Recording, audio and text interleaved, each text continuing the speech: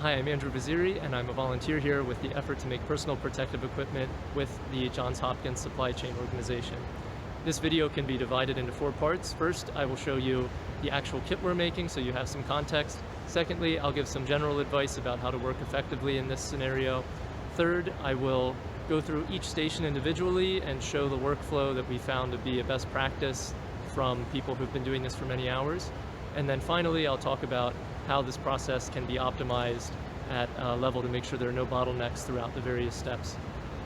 Please feel free to look into the description for timestamps for each part of the video you might want to jump to, and thank you for your attention.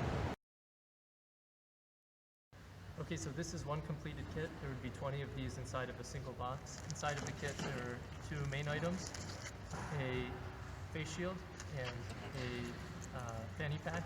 The face shield is made of a piece of plastic, a piece of foam, a 15-inch elastic band, and when you put it on it would conform around the head like that. The fanny pack has 2 compartments. It has a larger compartment that contains a marker, 2 paper bags, a surgical mask, and a set of instructions that gives the list of materials as well as how to use them. And then a smaller pouch that would normally contain hand sanitizer. Right now we're out, so that will be added later. And finally, it has a carabiner. This is a place for people to strap their N95 mask if they've been fitted with one, so that they have it at hand. And that's an entire kit.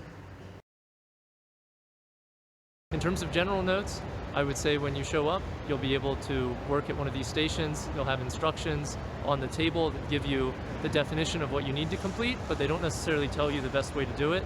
Hopefully this video fills in some of those gaps and gives you some of the best practices from people who've already been here doing these jobs for many hours. Secondly, the materials are always changing. We've had 2 or 3 different suppliers of foam. We've had 2 or 3 different suppliers of elastic bands. Sometimes it's in a roll, sometimes it's in a sheet, sometimes it's a different thickness. And because of that, the instructions are always modified slightly. So I hope that this gives you some general principles that you can follow. Next, I'd like to say that if you aren't joining us today at Johns Hopkins, but you'd like to copy this procedure elsewhere, we make no claim as to the effectiveness of these pieces of equipment, and that is a decision that you will have to make with your own medical professionals. As I'm editing, I realize I need to clarify the last sentence. I'm just a volunteer. I'm not affiliated with Johns Hopkins, and so in this video, I'm just showing you a way to produce this object. I can't speak to what it was designed to do or what its efficacy is. All that being said, there are some general principles, no matter how the process changes, that can help you do this as fast as possible. The first one is to minimize time used moving around. That could be walking, that could be moving your arms. Whenever you sit down to do a task, you have a certain set of inputs and a certain set of outputs, and having all of those near at hand is a great way to make sure that you are efficient without actually having to work harder, just work smarter. The next one is to do things in batches. Like for example, if you were going to be making boxes, they're quite large and they need to be stacked up perhaps after walking away for 20 feet. Instead of walking back and forth with each box, it's probably great to make a set of 6 and then put them away, and that principle carries over to all the other stations. The last 2 general tips I'd remind people of are to feel free to ask for help.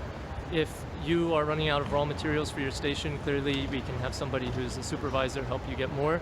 But even things that wear out slowly, like scissors or utility knives, we have plenty, and those can be replaced, and they will help you work much, much faster and with less effort.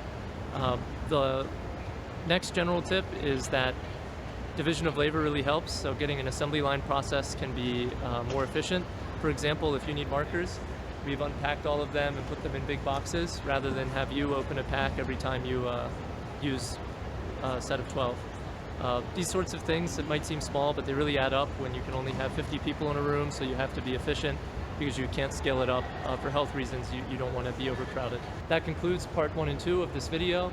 I'll be breaking out part 3 into separate videos where I show each station and each set of tasks so that those can be updated separately from this one. Thank you for your attention, and do check the description for links to those part 3 videos and part 4 video where it talks about optimizing the process as a whole.